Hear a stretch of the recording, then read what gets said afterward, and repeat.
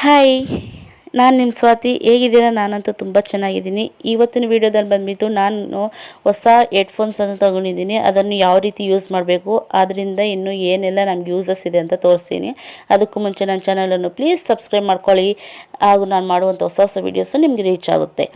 ಈಗ ಬಂದುಬಿಟ್ಟು ನಾನು ಫಸ್ಟ್ ಹೆಡ್ಫೋನ್ಸಲ್ಲಿ ಏನೇನಿದೆ ಅಂತ ತೋರಿಸ್ತೀನಿ. ಇದರಲ್ಲಿ ಒಂದು ಚಾರ್ಜಿಂಗ್ ಸೆಟ್ ಕೊಟ್ಟಿದ್ದಾರೆ, ಮತ್ತು ನನ್ನ ಹೆಡ್ಫೋನ್ಸನ್ನು ನಾವು ಯಾವ ರೀತಿ ಆನ್ ಆ್ಯಂಡ್ ಆಫ್ ಮಾಡಬೇಕಂದ್ರೆ 1 ಸೆಕೆಂಡ್ ಈ ರೀತಿ ಪ್ರೆಸ್ ಮಾಡ್ಕೊಂಡಿದ್ರೆ ಸಾಕು, ನಮಗೆ ಆನ್ ಆ್ಯಂಡ್ ಆಫ್ ಆಗುತ್ತೆ.